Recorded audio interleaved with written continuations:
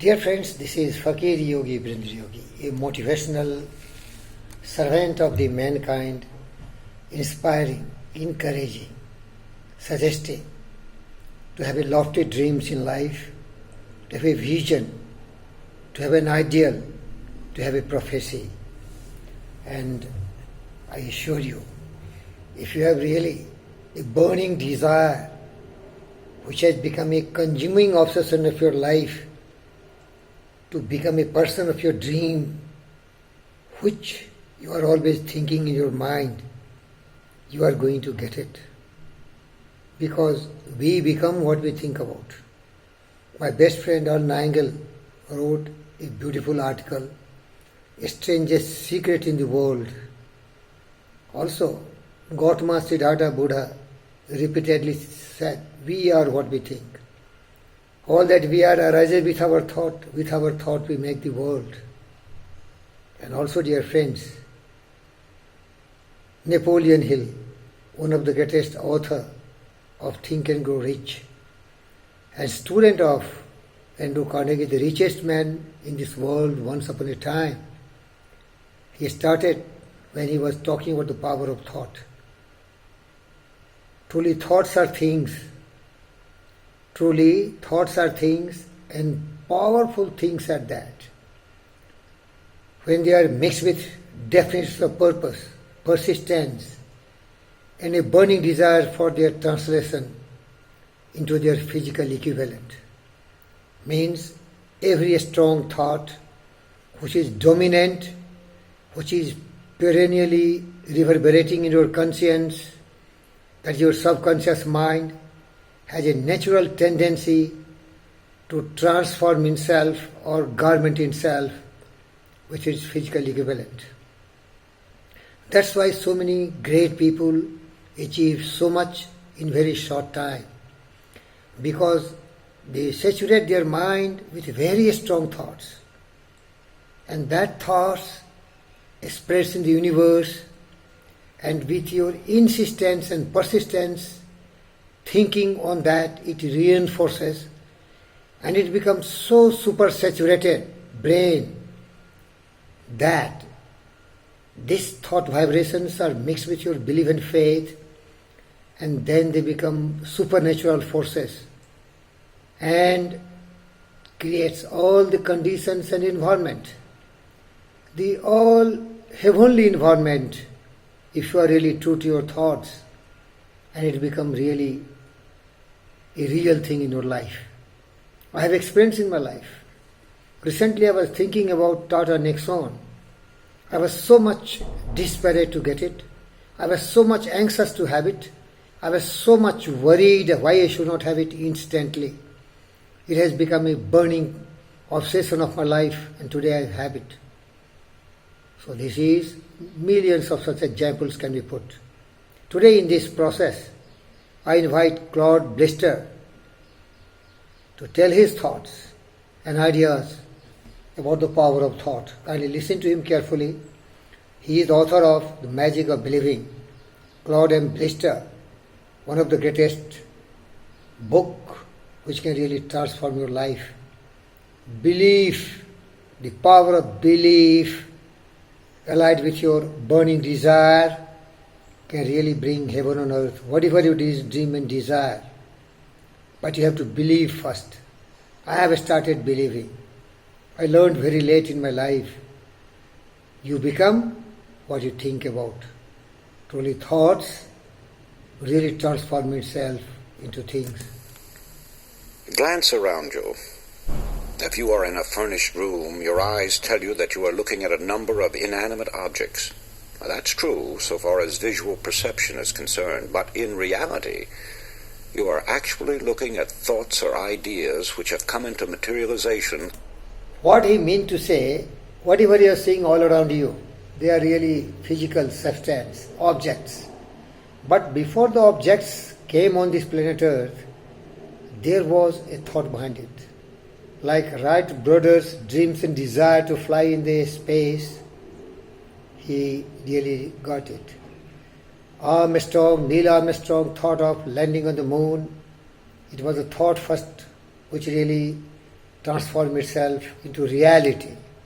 And there can be several such kind of millions of examples. So think and become. That is the real story. Through the creative work of some human being. It was a thought first that created the furniture, fashioned the window glass, and gave form to the draperies and coverings. The automobile, the skyscraper, the great planes that sweep the stratosphere, the sewing machine, the tiny pen, 1,001 things. Yes, millions of objects. Millions. Where did they come from originally? Only one source. From that strange force, thought. As we look further, we realize that these achievements, and in fact all our possessions, came as a result of creative thinking. Thought is the original source of all wealth, all success, all material gain, all great discoveries, inventions, and of all achievements. With that in mind, it becomes easy to understand that a man's thoughts make or break him, and Shakespeare's words become more intelligible. There is nothing either good or bad, but thinking makes it so. Many people feel that success comes with hard work. However, I would like to point out that hard work alone will not bring success. The world is filled with people who have worked hard but have little to show for it. Something more than hard work is necessary. It is creative thinking and firm belief in your ability to execute your ideas. The successful people in history have succeeded through their thinking. Their hands were merely helpers to their brains.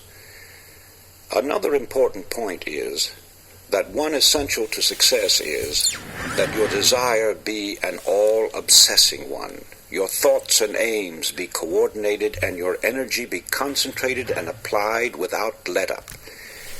It may be riches or fame or position or knowledge that you want, for each person has his own idea of what success means to him. But whatever you consider it to be, you can have it, provided you are willing to make the objective the burning desire of your life. A big order, you say? No, not at all. By using the dynamic force of believing, you can set all your inner forces in motion, and they in turn will help you reach your goal. Now that you have a clearer idea of the part that thought and desire play in your daily lives, the first thing to determine is precisely what you want. Starting in with the general idea that you merely want to be a success, as most people do, is too indefinite.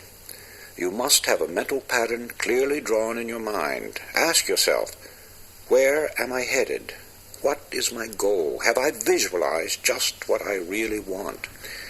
If success is to be measured in terms of wealth, can you fix the amount in figures? If in terms of achievement, can you specify it definitely? I ask these questions, for in their answers are the factors which will determine your whole life from now on. Strange as it may appear, not 1 out of 100 people can answer these questions. Most people have a general idea that they would like to be a success, but beyond that, everything is vague. Be definite. They go along from day to day, figuring that if they have a job today, they will have it tomorrow, that somehow they will be looked after in their old age. They are like a cork on the water, floating aimlessly, drawn this way and that by various currents, being washed up on the shore or becoming waterlogged and eventually sinking. Therefore, it is vital that you know what you want out of life. You must know where you are headed, and you must keep a fixed goal in your view. Only then will you get what you are after. So, you begin with desire if you ever hope to achieve anything or gain more than you have now. However, as we shall see, there is more to it than mere desire. It has been said that thought attracts that upon which it is directed. Thought attracts that upon which it is directed. A dominant thought in your mind. It was Job who said, "For the thing which I greatly feared is come upon me." Our fearful thoughts are just as creative or just as magnetic in attracting troubles to us as are the constructive and positive ones in attracting positive results. So no matter what the character of the thought, it does create after its kind. When this sinks into a man's consciousness, he gets some inkling of the awe-inspiring power which is his to use. I cling to the theory that while thoughts do create and exercise control far beyond any limits yet known to man, they create only according to their pitch, intensity, emotional quality, depth of feeling, or vibratory plane. In other words, comparable to the wavelength and wattage of a radio station, thoughts have a creative or controlling force in the exact ratio of their constancy, intensity, and power. Let me try to clarify that. While many explanations have been offered, no one knows whether thought is a form of electrical energy or something else yet to be defined. But I have been an experimenter in that branch of electricity known as high frequency, pioneered by the great genius Nikola Tesla. And whenever I think of thought and its radiations and vibrations, I instinctively link them up with electricity and its phenomena. In this manner they become more understandable to me. All persons living in high altitudes have felt and sometimes observed the electric spark resulting from walking across the room, then touching some metallic substance. That, of course, is a form of static electricity generated by friction. It gives you an idea of how one kind of electricity can be developed through the body. Sigmund Freud, the famous Austrian psychoanalyst, brought the world's attention to the hypothesis that there was a powerful force within us, an unilluminated part of the mind, separate from the conscious mind, constantly at work molding our thoughts, feelings, and actions. Others have called this division of our mental existence the soul. Some call it the superego, the inner power, the superconsciousness, the unconscious, the subconscious, and various other names. It isn't an organ or so-called physical matter such as we know the brain to be.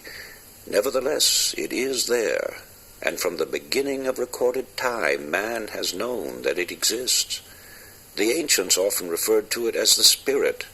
Paracelsus called it the will. Others have called it the mind, an adjunct to the brain. Some have referred to it as conscience, the creator of the still, small voice within. Still others called it intelligence, and have asserted that it is a part of the supreme intelligence to which we are all linked.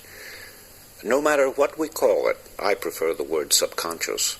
It is recognized as the essence of life, and the limits of its powers are unknown. It never sleeps. It comes to our support in times of great trouble. It warns us of impending danger. Often it aids us in what seems impossible. It guides us in many ways, and when properly employed, performs so-called miracles. Perhaps the most effective method of bringing the subconscious into practical action is through the process of making mental pictures, using the imagination, perfecting an image of the thing or situation as you would have it exist in physical form. This is usually referred to as visualization.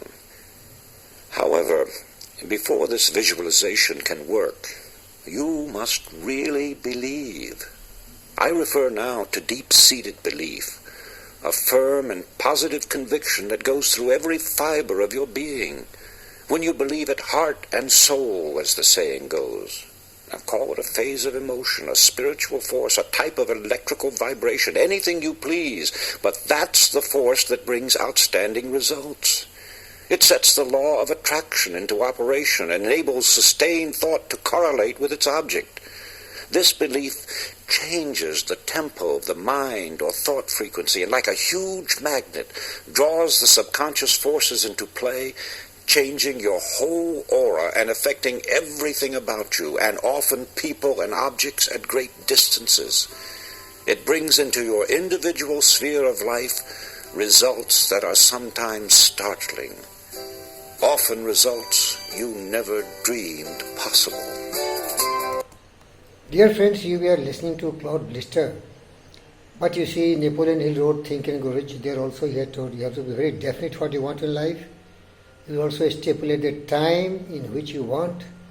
Also you exactly say what is your plan of action.